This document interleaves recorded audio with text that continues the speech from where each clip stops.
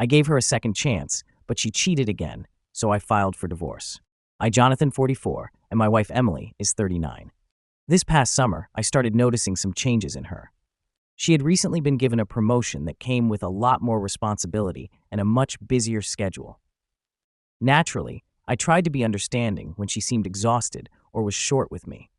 She was working odd hours and often covering for colleagues, which meant she was always running on little sleep. We had a few rough arguments during this time. Normally, we communicate well, but she became quick to anger, and I did not always know what set her off. I chalked it up to stress and her long hours, and I figured things would improve once she adjusted. Around this time, I noticed she was spending more time with a coworker who, as she put it, was just helping her manage her workload. By fall, my wife was practically living at work. I noticed she was putting extra effort into her appearance before heading to the office, which struck me as unusual. We used to spend our evenings catching up, but lately, she barely seemed interested in talking to me at all. She had come home late, go straight to bed, and be out the door before I could even ask her about her day. One night, after visiting a potential high school for our son, we got into a pretty heated argument. I had thought we had planned to spend the evening together, but she abruptly said she had to work. Frustrated and feeling a little lost, I asked her outright if there was someone else. She laughed it off, telling me I was paranoid. A few days later, I could not shake the feeling that something was seriously wrong. So I bought a small GPS tracker and hid it in her car. The next time she left for what she said was a night shift, I tracked her location. Sure enough, she was nowhere near her workplace. She was at an apartment complex across town. We have been married for 12 years and have 2 kids. When I confronted her, she admitted she had been seeing this other man for months. She said he made her feel appreciated and understood, and that they had formed a connection that made her feel alive in a way she had not in a long time. We tried therapy, and I put every ounce of effort into working through this with her. But it has been months, and she is still in contact with him. I feel completely betrayed by someone I thought I would grow old with.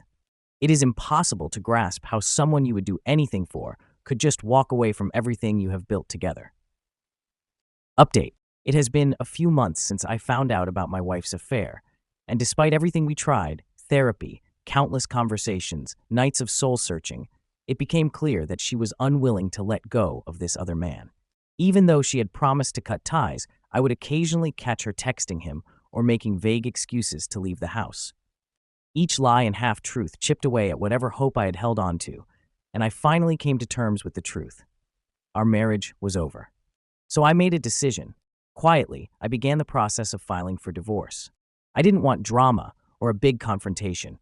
I just wanted to free myself from the nightmare my life had become. I worked with my lawyer to get everything in order, gathering documentation and arranging custody for our kids, and I waited for the right moment. There was no rush. I wanted the timing to be perfect. If she had a problem with transparency, I would give her a taste of what it felt like to be blindsided. Fast forward to last weekend. My wife had mentioned she would be working late, and though I knew exactly where she would be, I played along.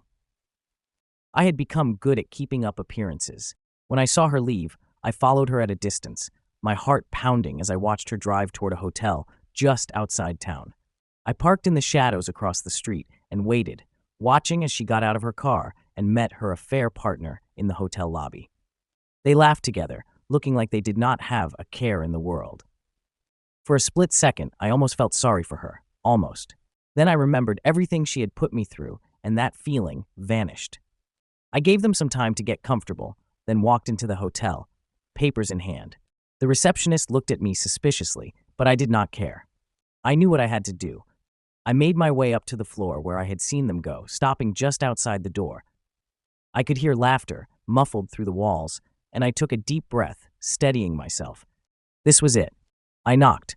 At first, there was silence, and then I heard footsteps. She opened the door, her smile fading the instant she realized it was me standing there.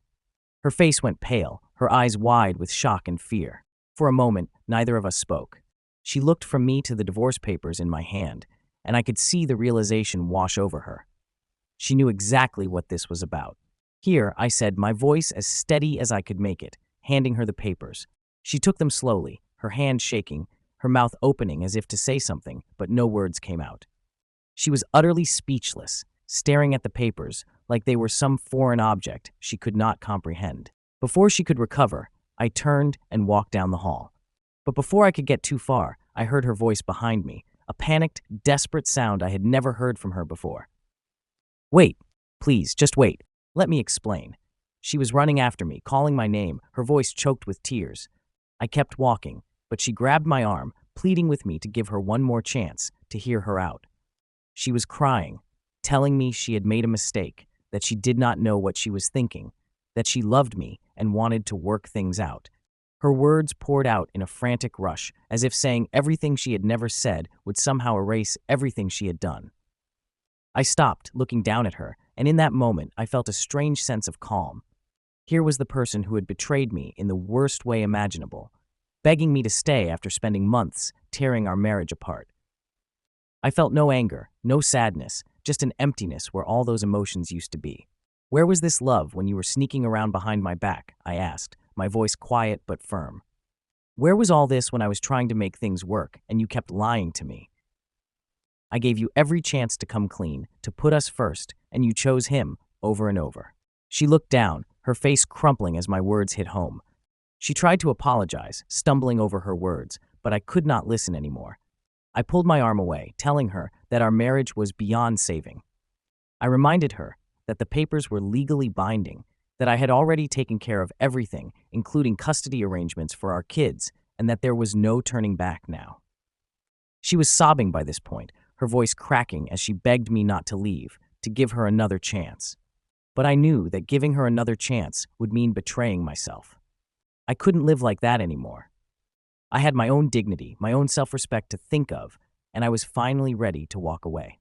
I left her there, standing alone in the hotel hallway, clutching the divorce papers and crying. As I walked out of the building, I felt the weight of months of betrayal and heartache begin to lift. The pain was still there, but for the first time, I felt free. Now, as I sit here and reflect on everything, I realize that this was the closure I needed.